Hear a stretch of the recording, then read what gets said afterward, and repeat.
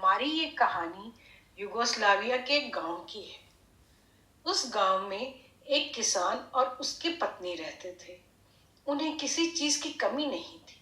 आपस में बहुत खुश थे। बस एक ही दुख था, उनके कोई संतान नहीं थी। एक रात किसान की पत्नी ने सपना देखा। उसे घने जंगल में एक पेड़ दिखाई दिया। उस पर बहुत सारे सुनहरी अखरोट टंगे हुए थे। वह सपना ये बार बार देखती रही। तब उसने अपने पति से कहा, तुम जंगल में जाओ और मुझे वे सुनहरे अखरोट ला के दो। किसान को तो इस बात का विश्वास ही नहीं आया, पर पत्नी की जिद के आगे कुछ न चली। चल पड़ा जंगल में। चलते चलते आखिर एक घने जंगल के बीच में पहुंच गया। उसे वैसा ही एक पेड़ नजर आया। उस पर बहुत से सुनहरे अखरोट लटके हुए थे। उसने हाथ बढ़ाकर टहनी से अखरोट तोड़ा। पास ही से कहीं से एक गिलहरी आ गई। क्रोध में भरी, तुमने ये अखरोट तोड़ने का साहस कैसे किया? वह गिलहरी कोई साधारण गिलहरी नहीं थी। उसके गले में सुनहरे अखरोटों की एक माला थी। जंगल की महारानी, आप मुझसे नाराज मत हो, किसान ने नम्रता से कहा। मुझे मालूम नहीं था कि इसे तोड़ने की मनाही है। मैं इसे अपनी बीमार बीवी को दूंगा। गिलहरी बोली, तुमने सच्ची बात कही और तुम्हें कोई लालच भी नहीं था, इसलिए मैं ये अखरोट तुम्हें उपहार देती हूँ। अपनी पत्नी से कहना, इसका फल खाकर खोल रख दे।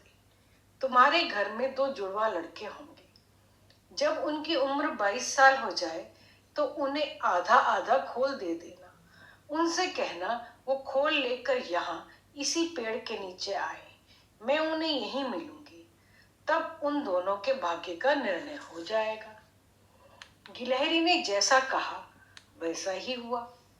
किसान ने वो अखरोट जाकर अपनी बीवी को दिया।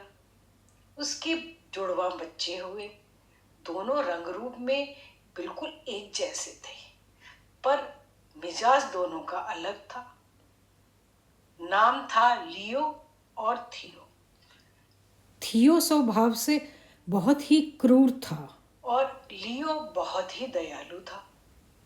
जब वे 22 साल के हुए तो पिता ने उन्हें सारी कहानी बताकर अखरोट का आधा आधा खोल दिया और उन्हें जंगल में उसी पेड़ के नीचे जाने को कहा। जब वे लोग वहां पहुंचे तो उन्हें पेड़ के ठूंठ पर एक तरफ 2 अखरोट और एक तरफ एक अखरोट पड़ा हुआ मिला। सामने गिलहरी टहनी पर बैठी थी। गिलहरी बोली, अपनी मर्जी से एक एक हिस्सा उठा लो, पर उतावले मत बनो, क्योंकि इससे तुम्हारी किस्मत का फैसला होगा। थियो तो लालची था। उससे रहा न गया। वह तुरंत झपटा और उसने 2 अखरोट उठा लिए। दूसरे भाई के हिस्से में एक ही अखरोट आया। गिलहरी ने कहा, अब अपना अपना अखरोट तोड़ो। जो कुछ निकले उसी पर संतोष करो, क्योंकि इसमें किसी तीसरे का कोई दखल नहीं है। यह कहकर वह पूंछ हिलाती हुई जंगल में गायब हो गई। थियो ने पहले अपना अखरोट तोड़ा। उसके सामने काले रंग का एक खूबसूरत घोड़ा खड़ा था। घोड़े की काठी के किनारे भी सुनहरे थे। फीता सुनहरा लगा हुआ था। इसके अलावा एक तलवार भी थी, वो भी सोने की थी। थियो तो बहुत खुश हो गया। आह, इस तलवार के बल पर तो मैं दुनिया भर का धन इकट्ठा कर लूंगा, उसने खुशी से और गर्व से कहा। इसके बाद लियो की बारी आई। उसने अपना अखरोट तोड़ा। उसके सामने एक भार ढोने वाला साधारण टट्टू खड़ा था। उसकी पीठ पर एक बोरा था जिसमें 1.5 मन बीज थे। दोनों भाई अपने अपने घोड़े पर सवार होकर अलग अलग दिशा में चल पड़े। लियो एक दिन जंगल में और 2 दिन मैदानों में भटकता रहा। तीसरे दिन शाम को वह एक गांव में पहुंचा। रात बिताने का कोई ठिकाना ढूंढने लगा। एक झोपड़ी के सामने जाकर रुका तो किसान ने बाहर आकर उसका स्वागत किया और नम्रता से कहा, आप खुशी से हमारे पास ठहर सकते हैं। हमें खेद है, लेकिन हम आपकी अधिक सेवा नहीं कर पाएंगे। वह अंदर गया तो उसने देखा कि वह किसान काफी गरीबी की हालत में जी रहा था।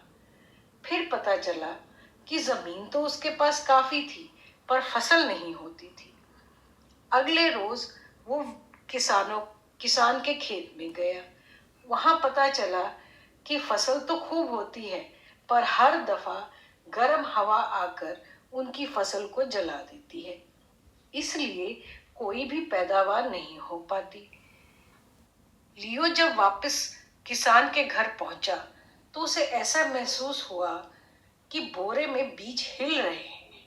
उसमें से आवाज आई, हमें बो दो, हमें बो दो। हम ऐसी घनी दीवार बना देंगे जो गर्म हवा को खेतों में आने से रोक देगी। लियो ने फिर किसान से कहा, क्या मैं आपके साथ रह सकता हूं?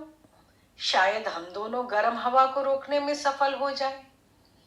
किसान यह प्रस्ताव सुनकर बहुत खुश हुआ और वे दोनों एक साथ रहने लग गए। अब लियो को वहां रहते रहते 1-2 साल नहीं, कई साल गुजर गए।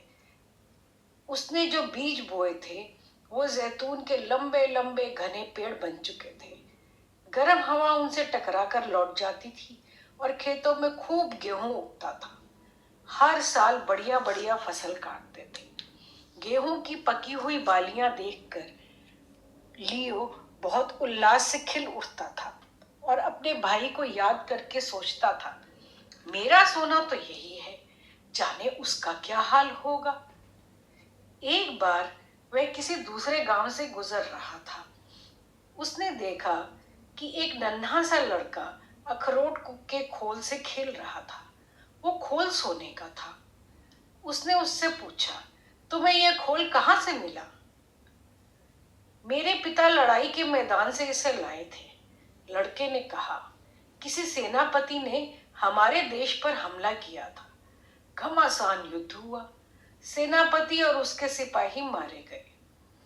सेनापति के वर्दी में से ही यह खोल धरती पर गिर गया था।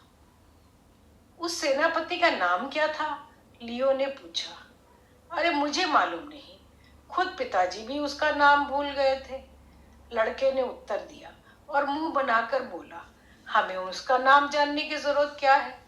वो तो शत्रु बनकर किसी देश को हड़पना चाहता था, तो उसका नाम कौन याद रखेगा?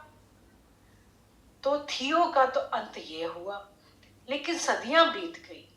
लियो को लोग आज भी याद करते हैं और उसका नाम बड़े आदर और प्यार से लेते हैं।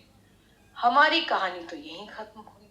आपको अच्छी लगी हो तो सब्सक्राइब जरूर करें, शेयर करना और लाइक करना तो बिल्कुल भी ना भूलें। धन्यवाद।